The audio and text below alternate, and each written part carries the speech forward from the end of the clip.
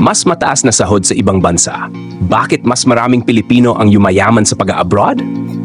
Ayon sa Manila, Philippines, dumarami ang bilang ng mga Pilipinong pinipiling magtrabaho sa ibang bansa sa kabila ng patuloy na pagsusumikap ng pamahalaan na mapabuti ang lokal na ekonomiya. Ayon sa datos mula sa Philippine Statistics Authority, PSA, humigit kumulang 2.2 milyong overseas Filipino workers, OF, ang naitala noong 2023 at marami sa kanila ang nakakita ng mas mataas na kita sa kanilang trabaho sa ibang bansa kumpara sa mga lokal na oportunidad sa Pilipinas. Ngunit ano nga ba ang dahilan sa likod ng kalakarang ito? Isa sa mga pangunahing dahilan ay ang mas mataas na sahod na inaalok sa ibang bansa. Ayon sa isang ulat ng Bangko Sentral ng Pilipinas, P, ang average na kita ng isang OFW ay higit na mas mataas kaysa sa karamihan ng manggagawang Pilipino sa loob ng bansa. Ang mga skilled workers, tulad ng mga engineer, nurse, at construction workers, ay tumatanggap ng sahod na makailang ulit na mas mataas kumpara sa kanilang lokal na katapat. Halimbawa, ang isang nurse sa Pilipinas ay maaaring kumita lamang ng humigit kumulang 25,000 pesos kada buwan. Samantalang ang kaparehong posisyon sa Middle East o Europe ay maaaring kumita ng 100,000 pesos hanggang 200,000 pesos kada buwan. Dagdag pa rito, maraming bansa ang nagbibigay ng mga benepisyo tulad ng libreng tirahan, health insurance at mga insentibo sa edukasyon para sa pamilya ng OFWs. Ayon sa Commission on Filipinos Overseas, may mga bansang nagpapataw ng mga pulisiya na nagsisiguro sa proteksyon ng karapatan ng mga migranteng manggagawa. Kabilang na ang regular na pagtaas ng sahod at pagbigay ng suporta sa mga oras ng emerhensya. Isa pang aspeto na nagpapadali ng pagpapasya ng mga Pilipino na magtrabaho sa ibang bansa ay ang limitadong oportunidad sa loob ng Pilipinas.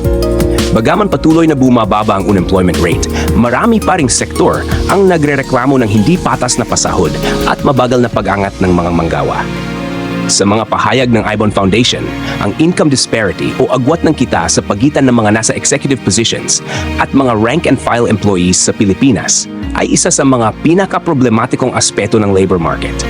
Malaki rin ang epekto ng pagpapadala ng remittances o perang padala ng mga OFW sa kanilang mga pamilya sa Pilipinas.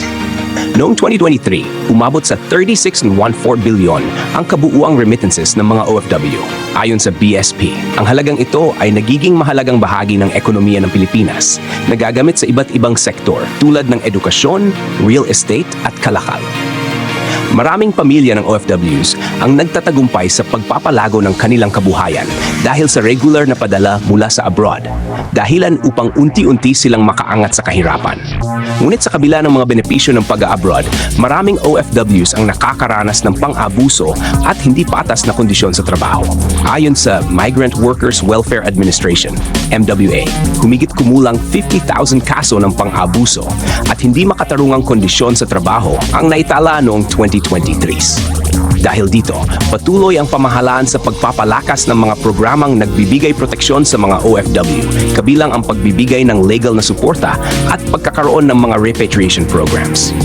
Habang patuloy ang daloy ng mga Pilipino na naghahanap ng oportunidad sa ibang bansa, umaasa ang mga eksperto na balang araw ay mapapantayan o mahihigitan ng lokal na ekonomiya ang mga benepisyong nakikita sa pag-abroad. Para sa mga ordinaryong Pilipino, ang pagkakaroon ng sapat na kita at benepisyo sa sariling bayan ay mananatiling pangarap na sana ay maging realidad sa hinaharap. Ikaw kung papipiliin ka, saang bansa mo gusto magtrabaho para magkaroon ng mas malaking ipon? Paki-comment mo naman.